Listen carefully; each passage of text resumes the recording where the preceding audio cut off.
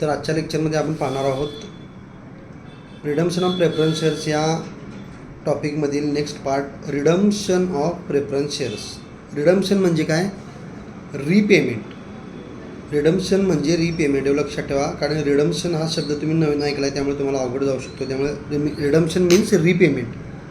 Company कधीही share कॅपिटलचं repayment करा कंपनीच्या पूर्ण कालावधीमध्ये असं कायद्यात नाही आहे. फक्त कोर्टानं सँक्शन दिल्यानंतर त्याच्यासाठी वेगळी स्पेशल प्रोसिजर असेल तरच शेअर कॅपिटल रिडीम म्हणजे रिपेमेंट करता येतं. पण कंपनीज ॲक्ट 2013 अंडर सेक्शन 55नुसार जर आर्टिकल्सनं परमिशन दिले असेल तर कंपनी असे प्रिफरन्स शेअर्स इश्यू करू शकते की जे रिडीमेबल आहेत at the option of the company. कंपनीच्या म्हणण्यानुसार ज्याचं रिपेमेंट करता येईल असे प्रिफरन्स शेअर कंपनी इश्यू करू शकते. आणि त्याच्या ज्या कंडिशन्स आणि टर्म्स आहेत रिडम्शनच्या त्या बॅलन्स शीटमध्ये डिस्क्लोज कराव्या लागतात. प्रेफरन्स शेअर जे रिपेमेंट किंवा रिडीम करणार आहेत त्याच्या टर्म्स आणि कंडिशन बॅलन्स शीटमध्ये डिस्क्लोज कराव्या लागतात. आणि यासाठी काय प्रोसिजर आहे ते आपण पुढं पाहूया. The company act laid down the conditions for redemption. Company ॲक्टनं रिडम्शन करताना काही किंवा रिपेमेंट करताना काही कंडिशन घातलेले आहे. त्यातली पहिली आहे फुल्ली पेड शेअर्सच रिडीम करता येतात. म्हणजे रिपेमेंट करायचं असेल तर ते फुल्ली पेड शेअर्स असले पाहिजेत. 20 वर्षापेक्षा जास्त कालावधी इश्यू होऊन शेअर होता कामा नये तरच ते रिपेमेंट किंवा रिडीम करता येतात. 20 वर्षामध्येच म्हणजे आज इश्यू केले असेल तर इथून पुढे 20 वर्षाच्या आतच ते रिपेमेंट किंवा रिडीम करता येतात. पहिली कंडिशन काय? फुल्ली पेड असावेत. Redeem within the period not exceeding 20 years from the date of issue of such shares. ज्या दिवशी इश्यू केले त्यापासून 20 वर्षाच्या आतच ते रिडीम किंवा रिपेमेंट करता येतात. This is the first condition. Second is redemption should not result in reduction of capital. तुम्ही share capital preference share capital redeem केला किंवा रिपेमेंट केला तर त्यामुळे तुमचं कॅपिटल रिड्यूस होता कामा नये, म्हणजे कमी होता कामा नाही. जेवढं पहिल्यांदा कॅपिटल होतं तेवढंच राहिलं पाहिजे. Redemption should not result in reduction of capital. Reduction म्हणजे आहे ते कॅपिटल तुम्हाला कमी पडता कामा नये, कारण कॅपिटल कंपनी चालवण्यासाठी फार महत्त्वाचं असतं. ते लाँग टर्मसाठी असतं आणि त्याच्यामार्फतच कंपनीचा व्यवहार जास्त पद्धतीनं होत असतो. त्यामुळं the redemption should not result in reduction of capital. त्यामुळं दोन हे महत्त्वाचे अट आहे. त्यामुळं जर रिडम्शन करायचं असेल तर out of revenue profit such as profit and loss account credit balance. एक तर रिव्हेन्यू प्रॉफिट रोजचा जो प्रॉफिट आहे, प्रॉफिट अँड लॉस अकाउंटचा जो क्रेडिट बॅलन्स आहे त्याच्यातून रिडम्शनचे पैसे द्यावेत, किंवा जनरल रिझर्व किंवा डिव्हिडंड इक्वलायझेशन फंड. कशातून रिडम्शन करायचं? एकतर प्रॉफिट अँड लॉस अकाउंटचा credit balance means revenue profit, general reserve आणि डिव्हिडंड इक्वलायझेशन फंड याचा वापर करायचा, किंवा फ्रेश इश्यू करून शेअरचा त्याच्यातून जे पैसे मिळतात त्याच्यातून रिडम्शन करायचं, ज्याच्यामुळं कॅपिटलचं रिडक्शन होणार नाही. एकतर revenue profit such as profit and loss account credit balance, dividend equalisation fund आणि जनरल रिझर्व, किंवा out of proceeds of fresh issue of shares. नवीन शेअर्स इश्यू केल्यानंतर जे पैसे मिळतात त्याच्यातून तुम्ही रिडम्शन किंवा रिपेमेंट ऑफ प्रेफरन्स शेअर्स करू शकता. त्यामुळं परीक्षेला असं विचारलं की पार्टली पेड शेअर्स आहेत आणि ते रिडीम करायचे आहे का, तर तसं करता येणार नाही. फुल्ली पेड ऑफ शेअर्सच रिडीम करता येतात. इश्यूपासून 20 वर्षाच्या आतच रिडम करता येतात आणि त्याच्यामुळे रिडक्शन ऑफ कॅपिटल होता कामा नाही. त्यामुळं जर एखाद्या प्रॉब्लेममध्ये partly paid redeemable preference shares दिले असतील then final call of unpaid amount, partly पेडमधले उरलेली शिल्लक रक्कम मागून घ्यायची. Final call of unpaid amount is first to be made. त्यामुळे ही एंट्री पहिला होणार, entries for final call and receipt of amount of that call. Final कॉलचा पहिली एंट्री होणार अनपेड अमाऊंट पेड करा यासाठी, कारण पार्टली पेड शेअर आहेत आणि पार्टली पेड शेअर्स रिडीम करता येत नाहीत आणि त्याची जी अमाऊंट आहे ती रिसिप्ट झाली. Receipt of amount of that call are to be passed. 2 एंट्र्या होणार, एक final call for unpaid amount of partly paid shares and then receipt of amount of that call. त्यामुळं पार्टली पेड शेअर्स प्रॉब्लेममध्ये दिले असतील तर ते पहिल्यांदा फुल्ली पेड झाले पाहिजेत, म्हणजे अनपेड अमाऊंटचा फायनल कॉल झाला पाहिजे, त्याची अमाऊंट रिसिप्ट झाली पाहिजे. ह्या 2 एंट्र्या झाल्याशिवाय तुम्हाला रिडम्शन ऑफ प्रेफरन्स शेअर कॅपिटलच्या एंट्र्या करता येणार नाहीत. आता मगाशी सांगितलं तुम्हाला की 2 प्रकारे रिडम्शन करता येतं, एक आउट ऑफ प्रॉफिट, दुसरं out of fresh issue of share. त्यातलं पहिलं बघूया redemption out of profit. If the redemption is to be made by utilising profit, profit वापरून जर रिडम्शन केलं असेल तर amount equal to the face value of shares to be redeem. जे शेअर्स तुम्ही रिपेड किंवा रिडीम करणार आहे त्याच्या फेस व्हॅल्यू इतकी अमाऊंट, तेवढी अमाऊंट प्रॉफिटमधून transfer to capital redemption reserve fund. जर तुम्ही रिडम्शन आउट ऑफ प्रॉफिट करणार असाल तर जेवढी अमाऊंट फेस व्हॅल्यू ऑफ शेअरची आहे जे रिडीम करणार आहे तेवढीच इक्वल अमाऊंट तुम्ही प्रॉफिटमधली transfer to capital redemption reserve fund. त्यामुळे त्यासाठी एंट्री काय होणार, profit and loss appropriation account debit or general reserve account debit to capital redemption reserve account. What is the entry for this redemption out of profit? You must have to transfer equal amount of the face value of shares redeemed to the capital redemption reserve fund. So that's why the entry is profit and loss appropriation account debit or general reserve account debit to capital redemption reserve account. Profit and loss appropriation account debit, general reserve account debit to capital redemption reserve account. आणि हा जो capital redemption fund जो आहे तो fully paid up bonus shares issue करण्यासाठीच वापरला पाहिजे. म्हणजे फंड कोणता कशासाठी वापरायचा आहे त्याचेसुद्धा नियम दिलेले आहेत. The capital redemption fund is to be used only for issue of fully paid bonus shares. Issue of fully paid bonus शेअर्ससाठीच हा फंडचा अमाऊंट वापरायची आहे. याच्या व्यतिरिक्त इतर कारणासाठी जर वापरला असेल तर कोर्टाकडून sanction is must or necessary. Fully paid bonus share issue करण्यासाठी जर कॅपिटल रिडम्शन फंड वापरला नाही तर इतर करण्यासाठी वापरताना कोर्ट सँक्शन इज नेसेसरी. रिडम्शनमुळं कॅपिटलमध्ये रिडक्शन होऊ नये यासाठीच कॅपिटल रिडम्शन रिझर्वला ही फंडची अमाऊंट ट्रान्सफर केली जाते to avoid the reduction of capital. जर हे शेअर्स प्रीमियमला म्हणजे आहे त्यापेक्षा जादा रकमेला रिडीम करायचे असतील, रीपेमेंट करायचे असतील तर provision for premium is made. तर तुम्हाला प्रीमियमसाठी प्रोव्हिजन करावी लागणार, कारण तुम्ही घेतला आहे ज्या किमतीला त्याच्यापेक्षा जास्त किमतीला तुम्ही शेअर्सची रीपेमेंट करताय त्याला प्रीमियम म्हणायचं. 10 रुपयाला शेअर्स घेतला आहे समजा तर तो 12 रुपयाला पेड करताय म्हणजे 2 रुपये तुम्ही काय दिला एक्स्ट्रा दिला त्याला प्रीमियम म्हणायचं. असं जर तुम्ही रिडीम करत असाल तर असे premium is made either from profits or share premium account.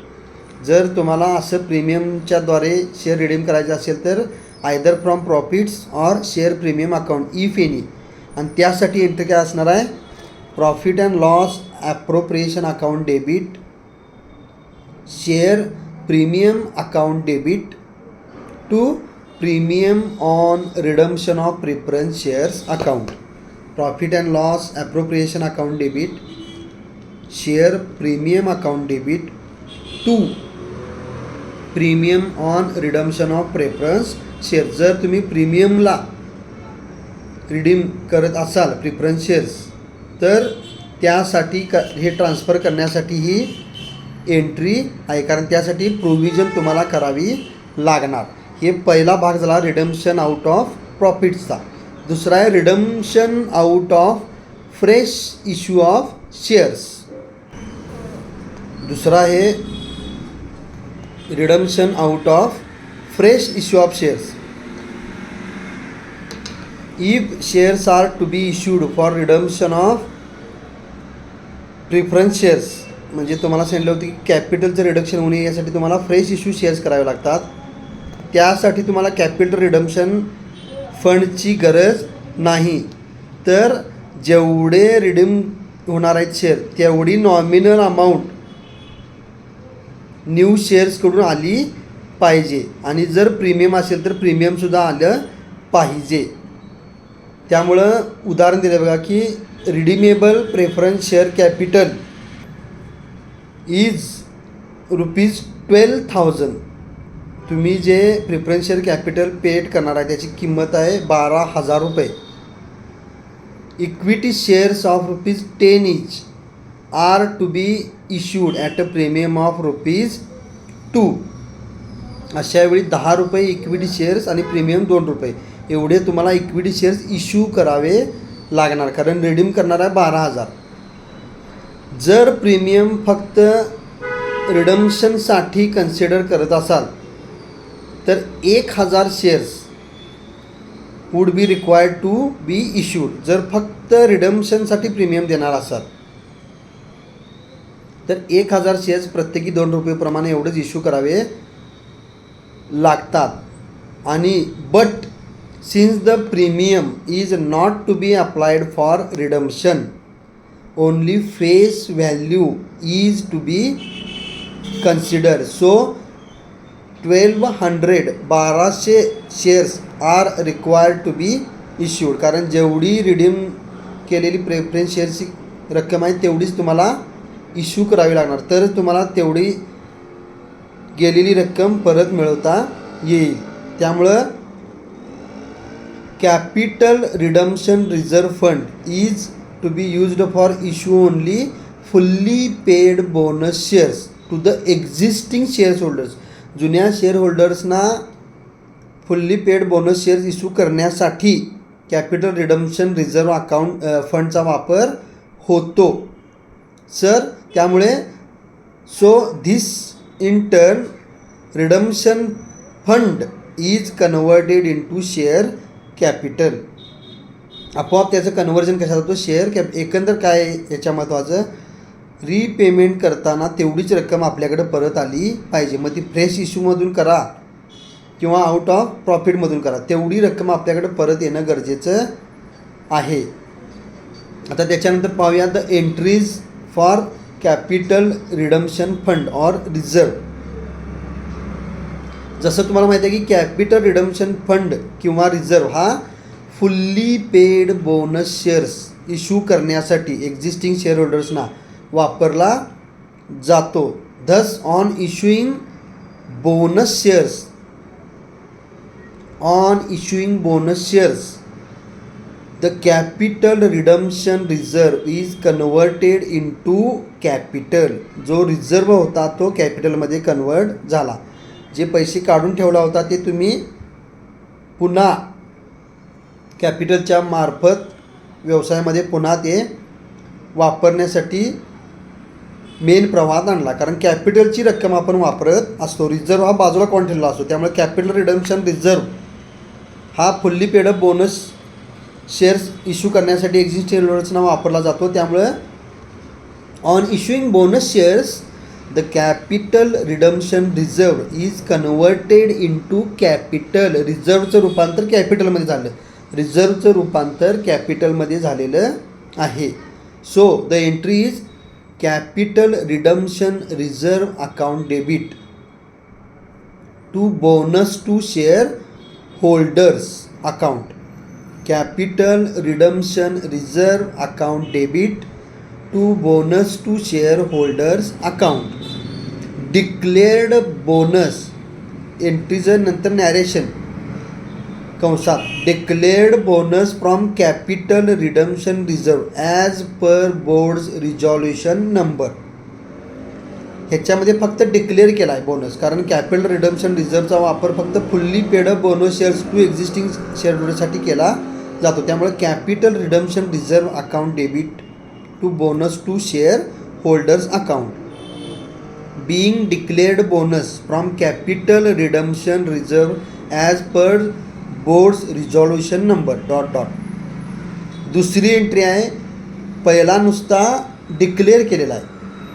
आता दुसरी काय आहे, bonus to share holders account debit to share capital account. कारण एक्झिस्टिंग शेअर होल्डर्सना आपण बोनस देतो, म्हणजे पैसे परत कॅपिटलमध्ये रूपांतर करतो. म्हणजे तुमचे जे शेअर होल्डर्स आहेत त्यांच्याकडून तुम्ही जे पैसे घेतला त्याच्या बदल्यात त्यांना बोनस देता आणि त्याचंच रूपांतर परत कशात होतं, कॅपिटलमध्ये होतं. त्यामुळे bonus to share holders account debit to share capital account and the narration is issued bonus shares to existing share holders. Issue bonus shares to existing share holders. आपण मगासपासून जे थेरीमध्ये पाहिलं त्याच्याच या दोन एंट्री आहेत.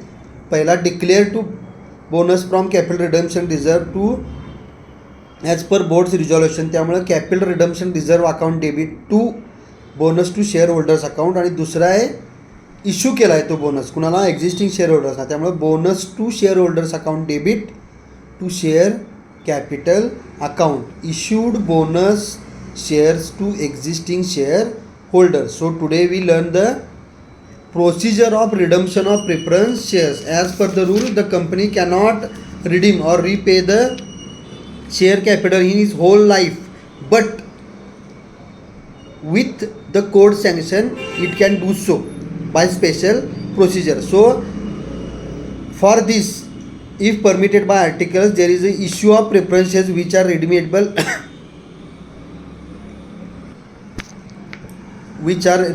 at the option of the company. त्यासाठीच त्यांनी टर्म्स आणि कंडिशन दिले आहेत की रिडम्शन करताना दोन अटी घातलेल्या आहेत की फुल्ली पेड असावेत तरच ते रिडीम करता येतात प्रेफरन्स शेअर्स.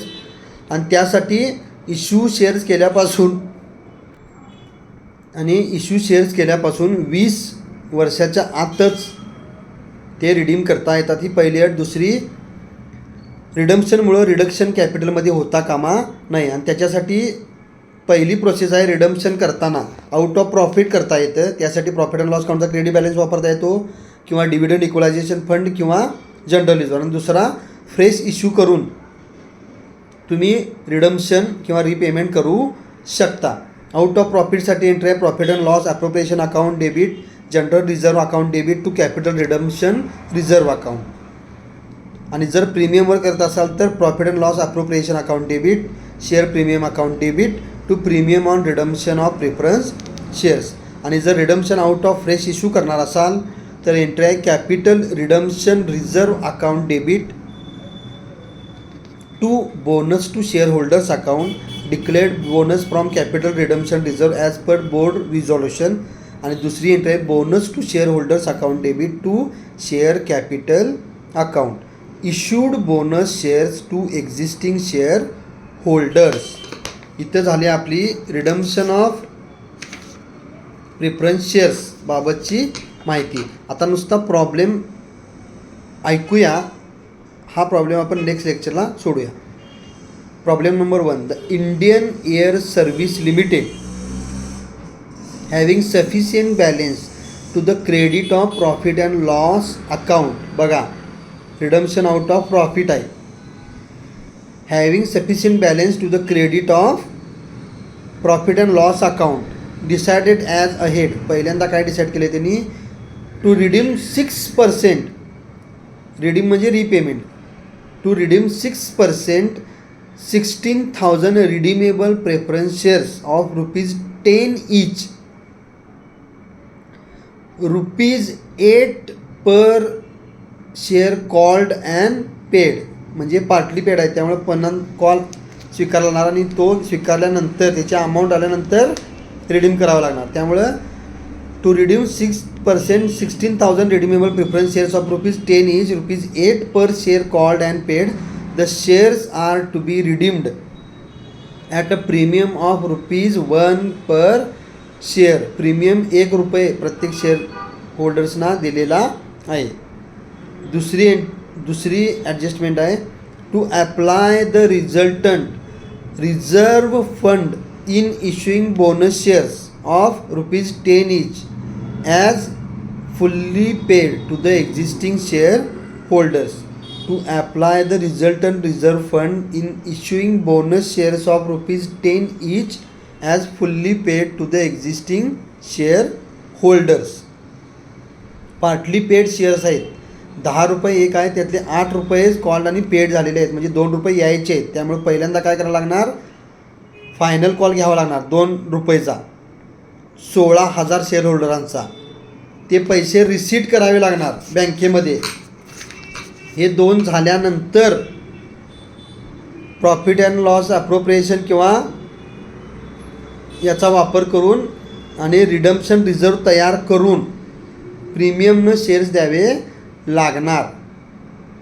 हे लक्षात ठेवा. त्याच्यानंतर फ्रेश इश्यू करावे लागणार, एक्झिस्टिंग शेअर होल्डर्सना बोनस द्यावा लागणार. अशा ह्या 2 ज्या ॲडजस्टमेंट आपण पहिल्यांदा बघितलेला, redemption out of profits and redemption out of fresh issue of shares, या दोन्हीची ॲडजस्टमेंट इथं दिलेली आहे.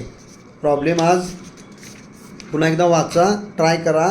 पहिली ॲडजस्टमेंट ट्राय करा. नेक्स्ट लेक्चरला आपण पूर्ण प्रॉब्लेम हा सोडवू शकतो.